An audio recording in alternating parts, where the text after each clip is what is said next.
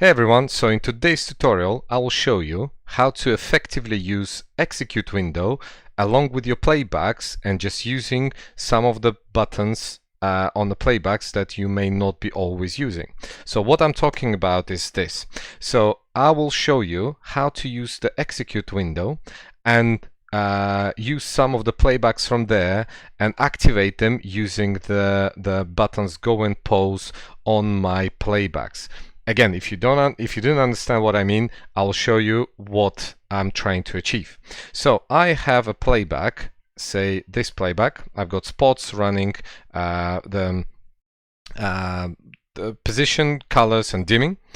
And what I'm trying to do is I will try to do following. I will try to make a playback that will be running an effect on them, and at the same time I will be activating it from my go button here, and then on the next playback I will have a strobe, say a strobe running across the fixtures, and that will be running as a flash button on my go, on my pause button of the playback. How can I do this? Again, this has been asked several times, and me and some other people have been suggesting to use this method, but I think not everyone get it how to do it. So today I'll show you how to. So basically this is what we're going to do. We have, if you open the execute window, if you don't know how to use it, I will show you just the basic simple principles of it. So if you're on page 1, and this feature currently works only on a page 1, and this is currently occupied, either copy all the details from here to another page, or if you just want to quickly delete it, just press set grid size, press 0/0 and press enter, and that will be, the grid is going to be deleted. Then after that, what you do is you click on the set grid size and set it as 10 by 10/2 and press enter. Why 10 by 2?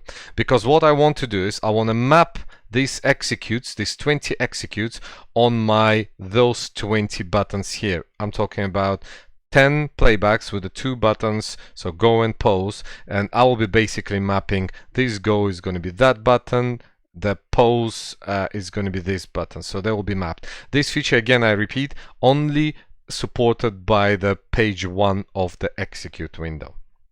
And this is how you do it. So okay, let's do basic example. I raise the playback, you can see the spots are positioned at us, etc. And then I will select my group of lights, the same that's used here. I'll press add effect, position, and I'll press pan. So you can see the pan effect starts running. I will increase the size of the effect, just make it bigger. And what I'm going to do is I'm going to give the direction to be going center in. So this is how simple it can be done. So I'm happy about this, and what I need to do next is following. So I press the execute window, and basically I'm trying to save it as this playback, because that corresponds to the third playback here. I press record and I click here. So I've recorded it now. I can press clear, so it all goes back. So the next thing I'm trying to do is I'm trying to make a strobe effect. So what I'm going to do is I'll select the same lights. While the lights are still on here, I go to the beam and I use the encoder A to mimic some strobe lights. So let's say this is what I want to do, and I want to assign it like a flash button on the executor. So I go back to the executor window, I press record, and I click here.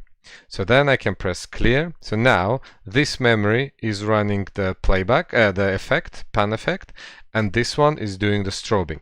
So what I want is I want this to be toggle on and off, and this is called, the type is called button, which is fine.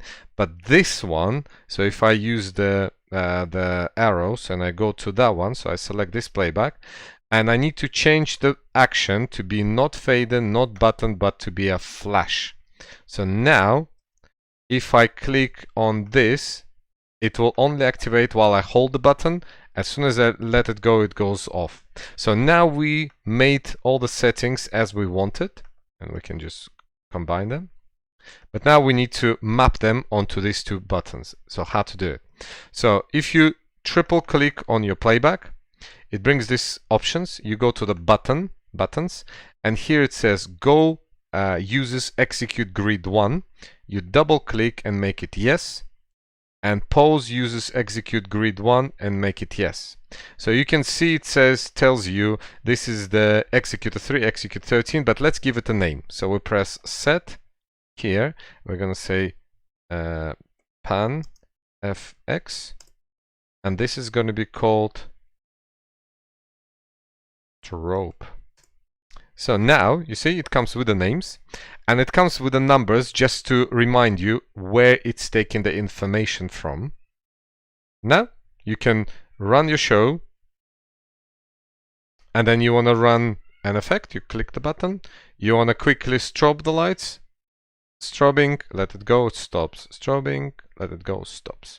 And you can do the same things for the remaining 10 playbacks you have, 9 remaining playbacks you have. Again, this works on one page, and from the execute window, it only works on the first page of the execute.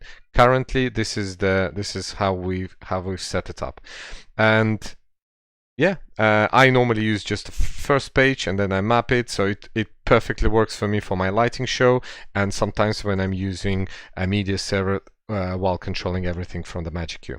Again, hope it was useful for you. Thank you very much for joining us today. Again, feel free to share this video with the other people and let them know what the ChamSys can do. And again, just a little reminder that's been added, the feature that's been added a few months ago.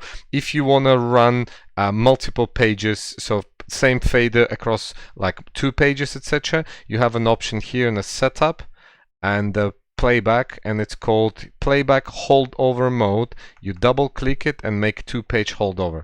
When you do this, you will be able to change the page. For example, run this playback, change the page,